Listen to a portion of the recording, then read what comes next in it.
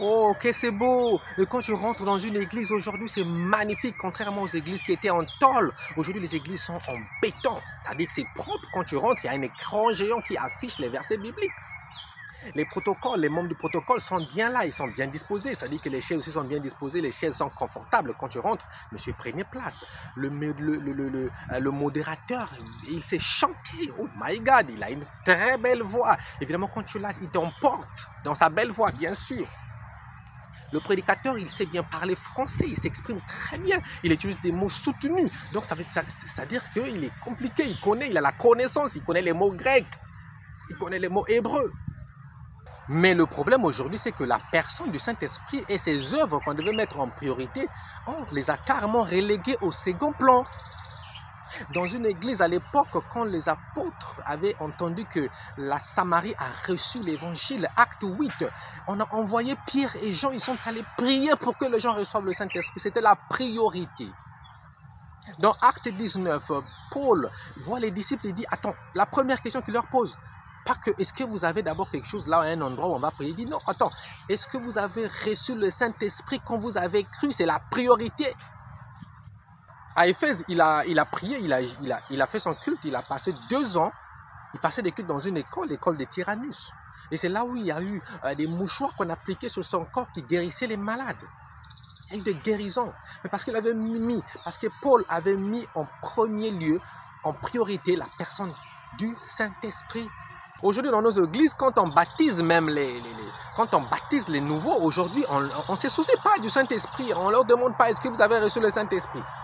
Aucune cérémonie, aucune séance n'est faite pour vérifier tout ça ou pour prier même pour eux. Alors là, qu'on voyait qu'il y avait des cérémonies, des séances où on imposait les mains aux gens, où on priait pour que les gens reçoivent le Saint-Esprit. Parce que si tu as le Saint-Esprit, c'est fini. Tu as le plus grand enseignant en toi et obligatoirement, tu as reçu le cachet, le sceau qui fera que tu n'ailles plus en enfer. Les apôtres comprenaient cela. Voilà pourquoi ils le faisaient en priorité. Ils ne pouvaient pas manquer cela. Ils pouvaient manquer toutes choses sans cette partie qui concerne la réception du Saint-Esprit. Ils pouvaient laisser les âmes, mais ils savent que déjà la personne en question que Christ avait dit que ne commençait pas la mission sans lui. Aujourd'hui, les gens rentrent dans les cultes. Ils entendent juste de la bonne musique, beaucoup de choses. Mais attends, personne ne pleure. À l'époque, on avait quelqu'un, quand il rentrait dans le culte, il va pleurer. Il dit, si je ne témoigne pas, là, je peux craquer. Je dois témoigner. Voici ce que j'ai fait. Voici le mal que j'avais commis. Que Dieu me pardonne. La personne se met à pleurer. Que Dieu me pardonne. Je suis perdu. Je suis foutu. Aujourd'hui, qui ressent encore, qui ressent cette culpabilité, cette conscience, cette peur de l'enfer? Rien du tout. Quand quelqu'un vient avec ses organisations, il a des méthodes. Il a pris ça sur Internet seulement. Mais il vient, il a des méthodes, des techniques. Écoutez, on va faire ceci, on va placer les chaises comme ceci. Et puis voilà comment on va organiser le culte. Voilà la prière. Tu vas commencer par invoquer d'abord le Saint-Esprit. Et puis tu vas passer par la prière de remerciement, ainsi de suite. Et c'est ça qu'on fait. L'éloquence, on a mis autre chose devant. La puissance du Saint-Esprit, les œuvres du Saint-Esprit, on a mis à côté, on a mis down.